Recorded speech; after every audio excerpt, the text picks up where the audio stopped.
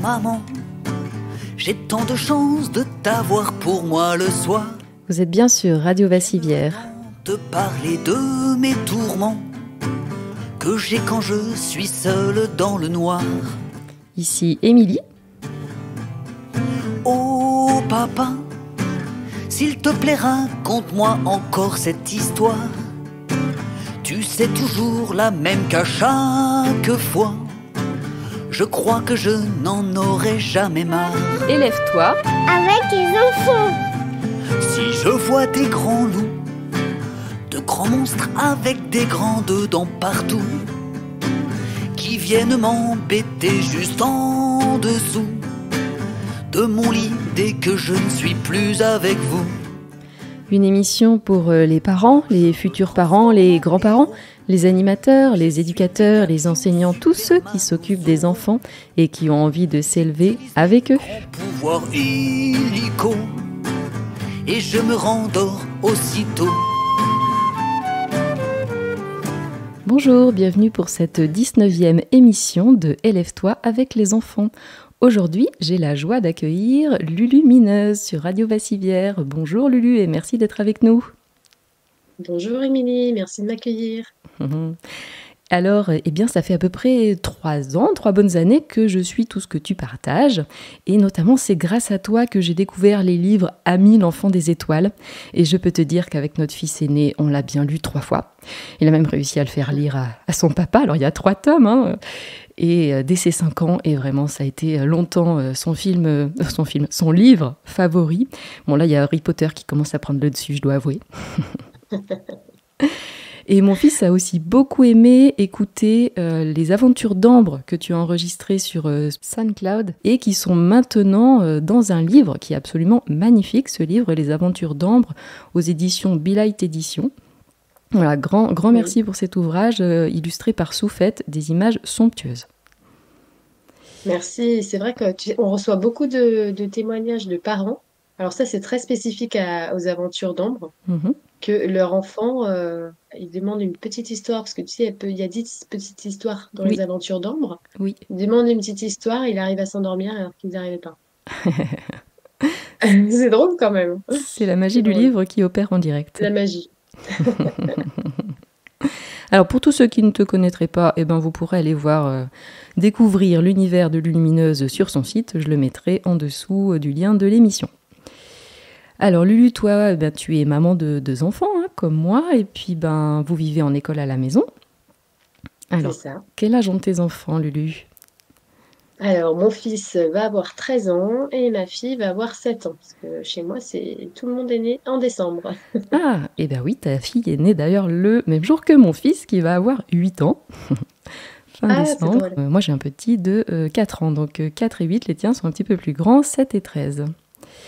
Alors, je t'ai invitée parce que j'avais envie qu'on échange, notamment de partir sur les jeux entre enfants et puis de l'influence qui peut se passer entre eux et aussi l'influence des images, des écrans. Voilà, parce que je vois que parmi les parents que j'accompagne et parmi les parents que je côtoie, je saisis cette question qui est là et puis qui va partager les uns les autres. Faut-il laisser jouer les enfants à tout ce qu'ils veulent, y compris notamment aux jeux de bagarre, à la bataille, à la guerre, tu sais, qui est un petit peu ambiante là, au-dessus de notre tête. Voilà. Et c'est vrai que c'est une question qu'on peut se poser évidemment, mais je dirais qu'il faut faire attention dans le sens où on associe aussi facilement en tant que parent, tu sais, par exemple les jeux vidéo avec les jeux de guerre, alors que dans les jeux vidéo, il y a des jeux très très bien, très bienveillants, qui développent énormément la créativité et où il n'y a pas de guerre derrière ou de ce système-là, tu vois, ou de compétition, etc. Et oui. Toi, tu fais l'expérience, ton grand garçon, il utilise des jeux vidéo qui lui font du bien, c'est ça, tu dirais ? Moi, mon grand, c'est-à-dire qu'on voit tout de suite nos enfants, hein, leurs affinités, et, leur manière de fonctionner. Moi, mon grand, il a un cerveau qui va à 1000 à l'heure. C'est-à-dire que pour lui, des jeux, de l'art créatif, des choses à faire avec les mains, ça va pas assez vite finalement. Ce qu'il va faire avec son corps, j'ai envie de dire, ça va plutôt être vraiment des défis, par exemple faire du trampoline, apprendre des figures, faire du skate, apprendre des figures, faire du vélo, apprendre des figures. Voilà, ça va être performer en fait. Et donc, vu qu'il est dans la performance, ça va pas être dans la créativité comme c'est le cas avec ma fille. Par contre, il va être dans une créativité performante au niveau des jeux vidéo. Et il y a des jeux vidéo qui peuvent te permettre justement de développer ta créativité et que ça aille vite, faire des performances et tout ça en même temps. Ouais. Et pour lui, c'est vraiment quelque chose, je trouve, qui l'épanouit et où il a appris, surtout, il a appris énormément de choses et en très peu de temps. Il explore ça tout seul? Absolument, il explore ça tout seul. Alors évidemment, il a le droit ou pas le droit certains jeux. Et certains jeux, très clairement, il n'y a pas le droit. Parce que je préfère expliquer dans quel état ça nous amène. Voilà, c'est simplement, il y a des états où on n'est pas obligé de s'inviter par un jeu dans cet état-là. Donc je préfère tout de suite lui dire.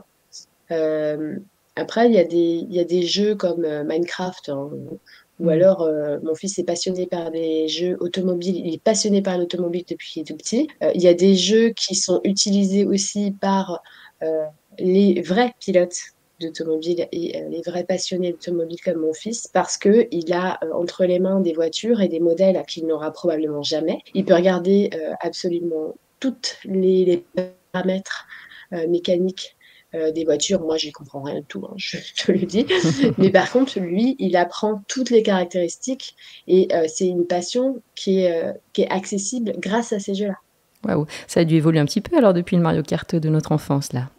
Ah bah c'est sûr, ça n'a rien à voir. Mais il y a vraiment des jeux, tu sais, où tu as vraiment les meilleures voitures du monde, tout ce que lui il adore, tous les circuits du monde. Il peut te dire dans quelle ville ils sont, combien de kilomètres ils font, etc. etc.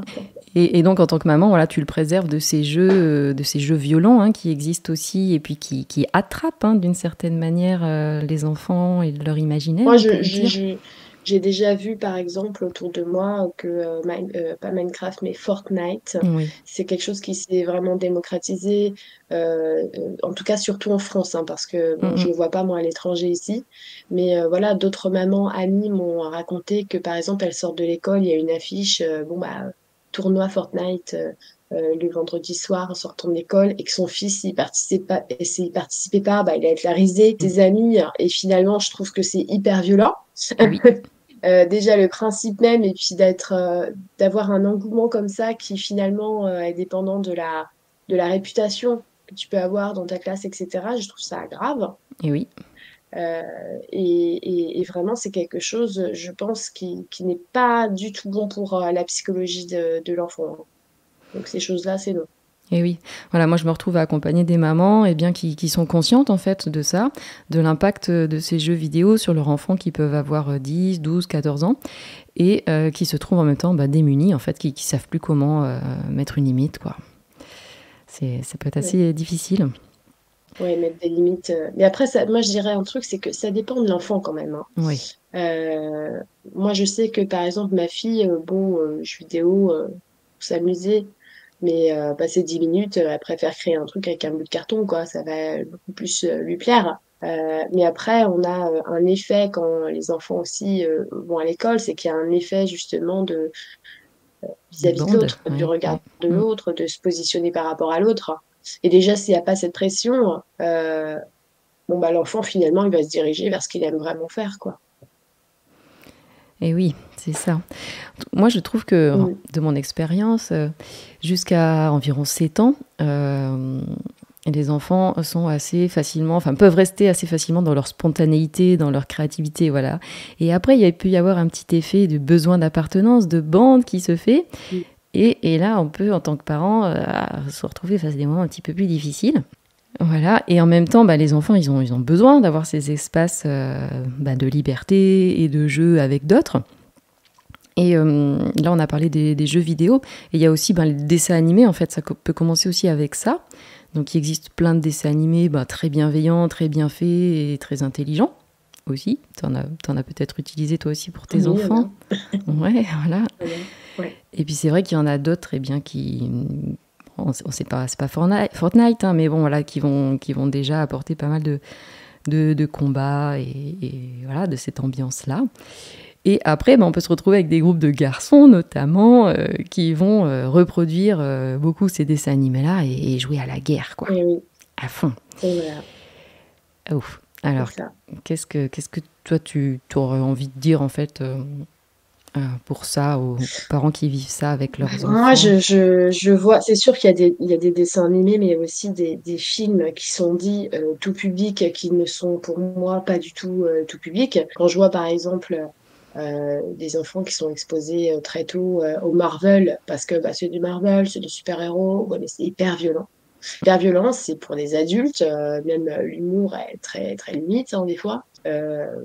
Je trouve que souvent, les parents ne se rendent pas compte du bain de violence dans lequel on baigne, en fait. On a été habitué à baigner. Et pour l'enfant, je suis désolée, mais à 12 ans, c'est un enfant, en fait. Vraiment, il est encore tout petit. Alors, je suis pas en train de dire, attention, il faut materner. Non, il faut laisser aller à son rythme. Chaque enfant. Ça, y a aucun problème. Mais il faut pas croire que, faut qu'il soit un petit peu exposé à la violence pour qu'il s'endurcisse. Ça, par exemple, c'est une idée qui est complètement fausse, hein. Parce que quand on a une image qui va quelque part nous rester, donc nous traumatiser, hein, ça nous fait un petit traumatisme intérieur. Cette image-là, elle reste comme ancrée à l'intérieur et elle ressort à chaque fois. Et c'est comme si on met une épine voilà, dans le talon d'Achille, et puis l'enfant, il dit, c'est pas grave, il va se débrouiller avec son épine. Oui, il va se débrouiller avec son épine, c'est vrai, mais il va devoir inventer des techniques de parade, en fait. Il va avoir à s'inventer un personnage dans lequel, non, ce personnage-là, il n'a pas peur, non, il craint pas, j'ai même pas peur, tu sais, on entend souvent ça. Mais si, en fait, c'est parce que si tu es exposé à quelque chose que tu n'arrives pas à gérer émotionnellement et que tu l'enfermes en te disant que je suis fort, parce que je n'ai pas peur, finalement, tu n'écoutes pas, tu ne t'écoutes plus, tu fais semblant et tu rentres justement dans la non-écoute de toi et tu te compliques et tu te compliqueras beaucoup, beaucoup la vie. Il y a beaucoup de parents qui sous-estiment l'impact. J'ai envie de dire, tu parlais tout à l'heure d'Harry Potter, ne serait-ce que Harry Potter, par exemple, pour moi, passer les 3 premiers grand maximum films, après, ce n'est plus du tout pour des enfants jeunes. Hein. Plus du tout. Hein. Ah, j'ai pas vu les après, films. Après, ça dépend de l'appréciation. T'as pas vu les films? Non, j'ai vu que le premier. Ah mon Dieu, ils sont géniaux. C'est vraiment, c'est justement parce que je suis une grande fan que je peux te dire que c'est pas possible de montrer ça aux enfants qui sont encore jeunes. Je dirais, allez, peut-être 13 ans, 12, 13 ans, ça dépend de la sensibilité de l'enfant. Mais moi, je vois des parents qui montrent tout à 7 ans, sachant que moi-même, j'ai flippé quand j'ai regardé Les Reliques de la Mort 1 et 2. Moi, j'ai flippé devant Scooby-Doo avec les fantômes, donc je te raconte pas. Tu vois, voilà. Après, ça dépend de chacun est libre, hein, évidemment, mais je trouve que souvent, on banalise énormément la violence, surtout aujourd'hui. Et voilà. Mais tu vois, pas la rendre service. C'est ça, c'est une question à laquelle je me suis trouvée confrontée il n'y a pas longtemps, puisque le groupe de copains de mon fils aîné, il y a pas mal, c'est avec les Lego Ninjago, c'est à 6 ans, tu vois, c'est ça.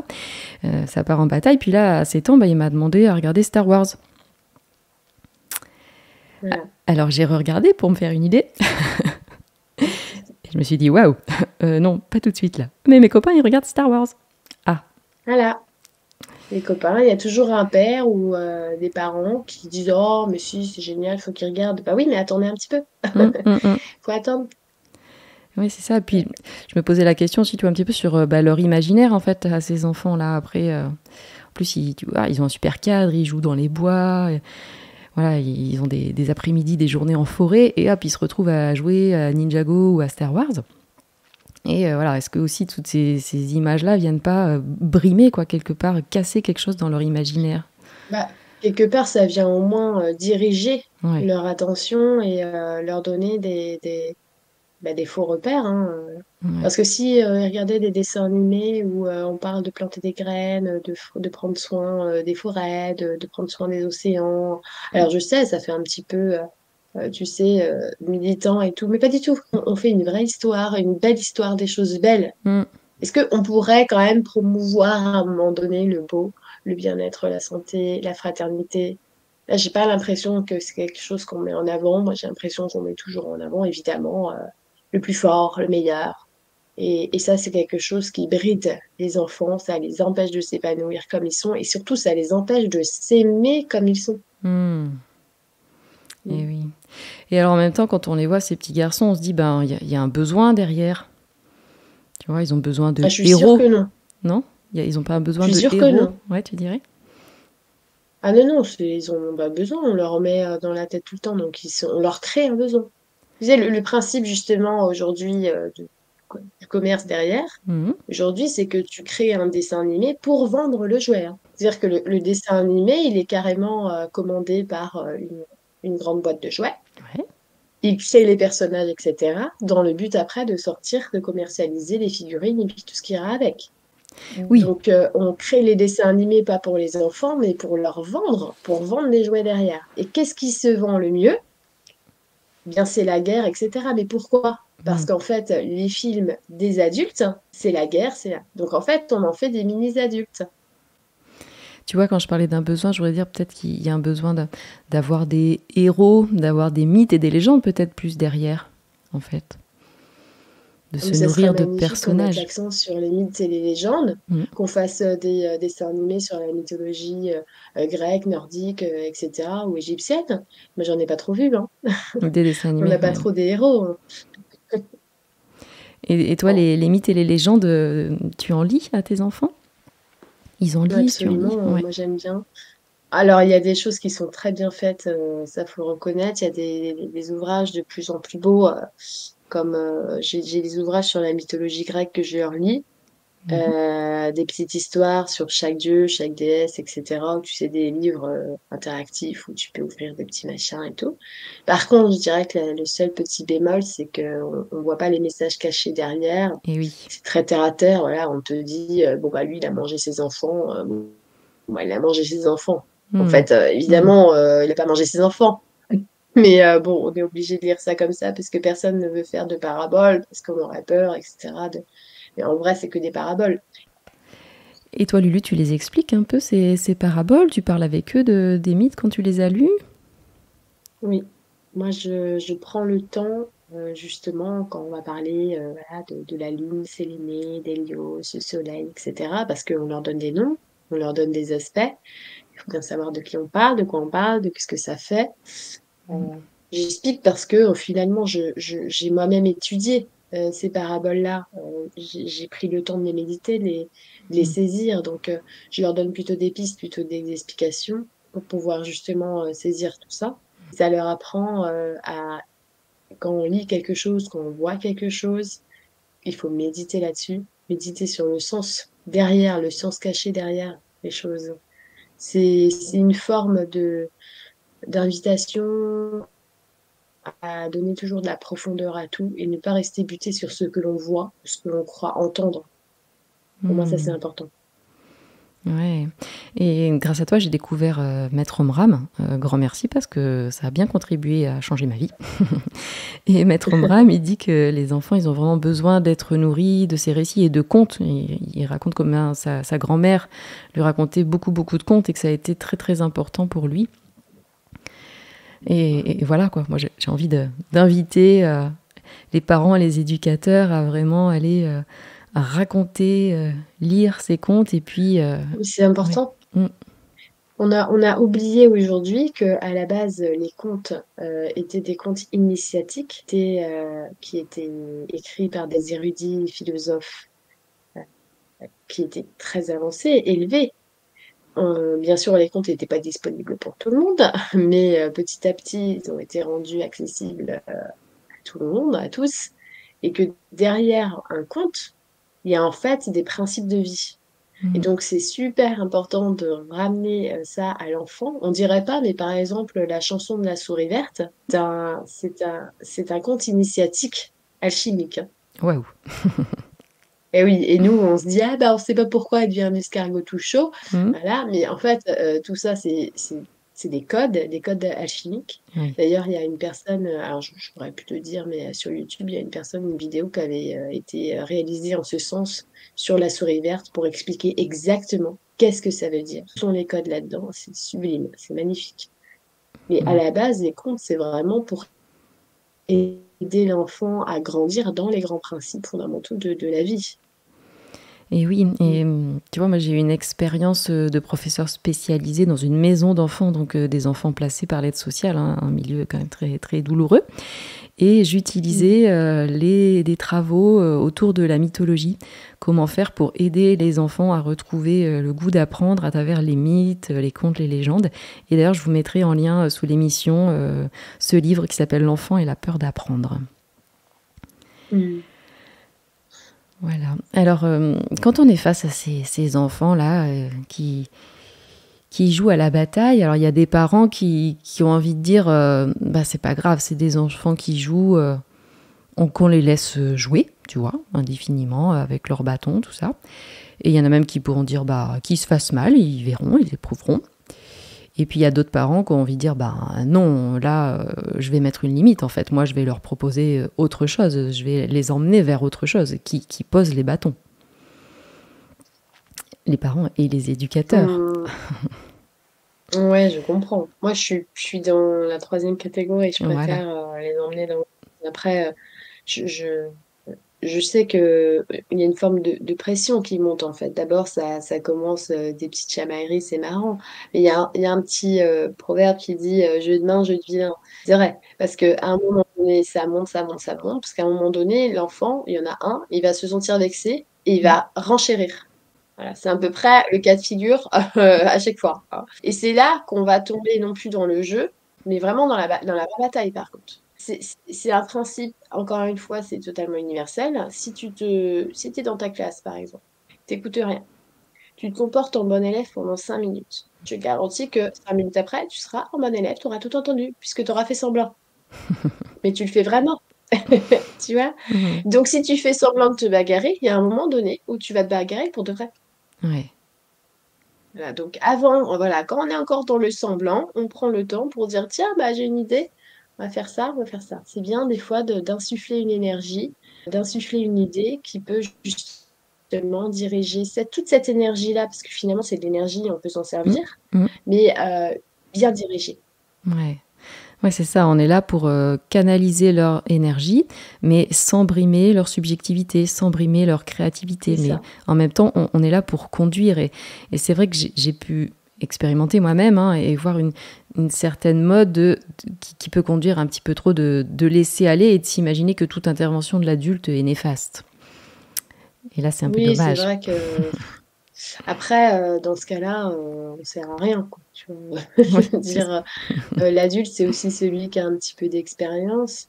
Moi, je suis pas là derrière eux tout le temps à leur dire ce qu'ils ont à faire et tout. Pas du tout, non. Par contre, je sens cette énergie entre les deux. Ouais. Si je sens qu'il y a une énergie de friction entre les deux, ce serait vraiment bête de ma part de les laisser tous les deux dans la même pièce et de faire comme s'il n'y avait rien. Et oui.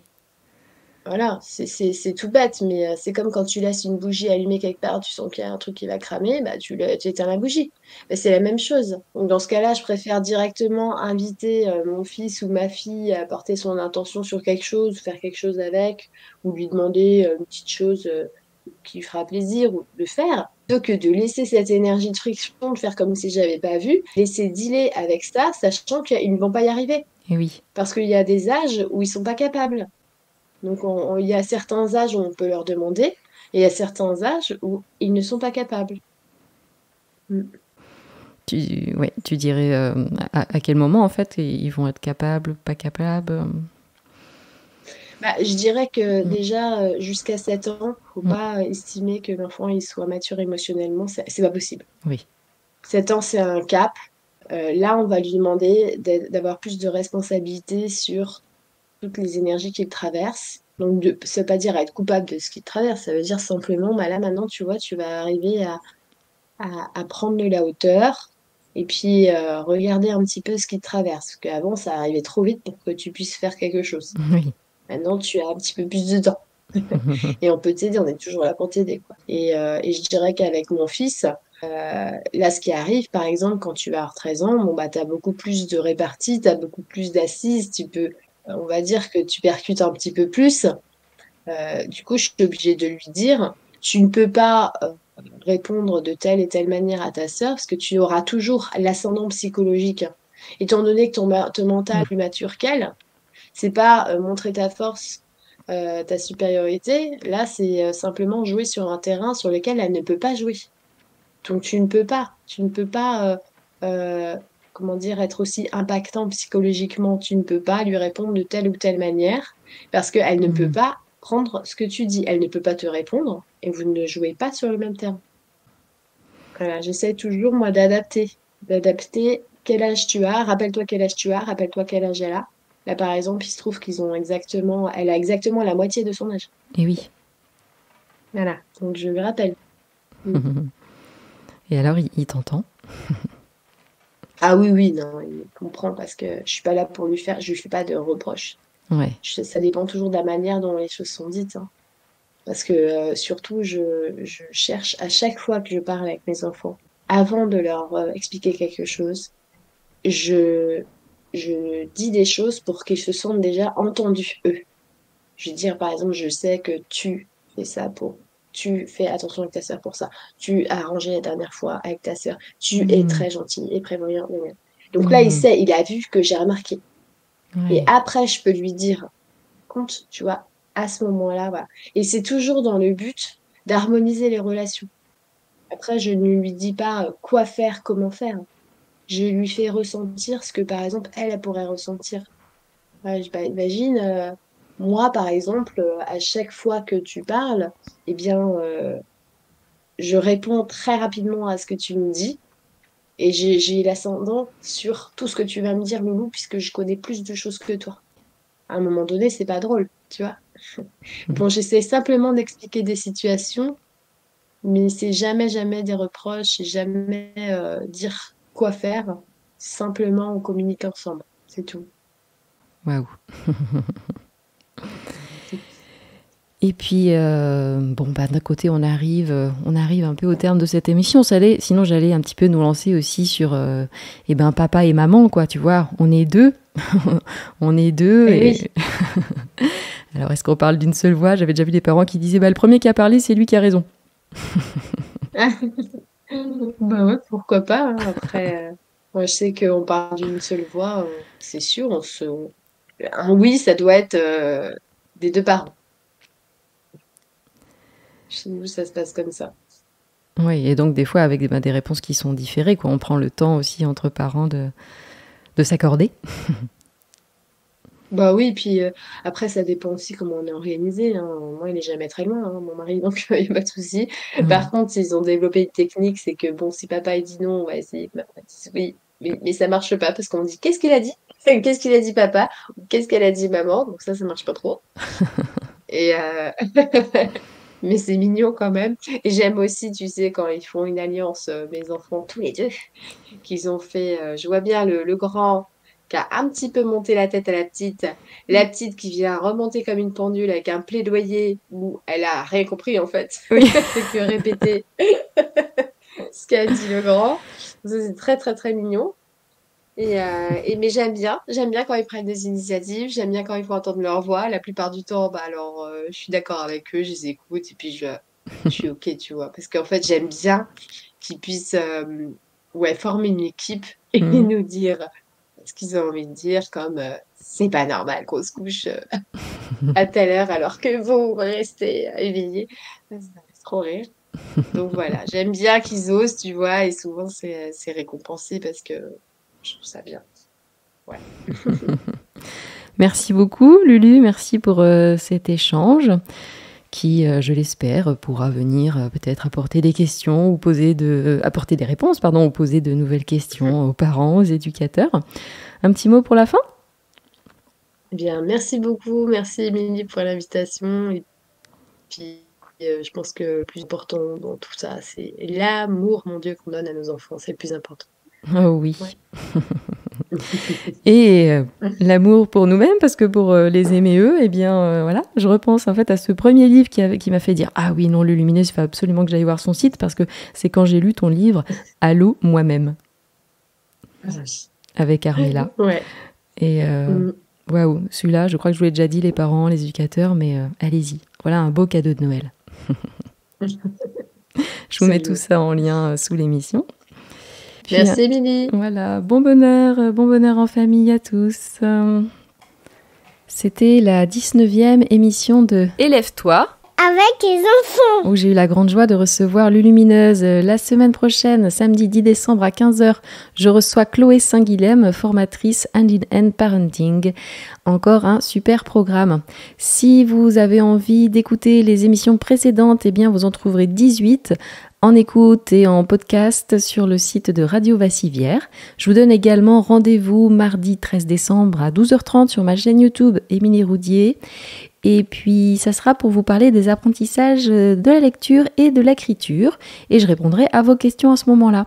Si vous êtes intéressé pour savoir tout ce que je peux vous apporter de bon, de beau, de merveilleux, à vous qui vous occupez des enfants, vous pouvez aller sur mon site emilieroudier.fr. Vous y trouverez également pas mal de ressources. Je vous souhaite une excellente fin de journée, une bonne fin de semaine à l'écoute de Radio Vassivière.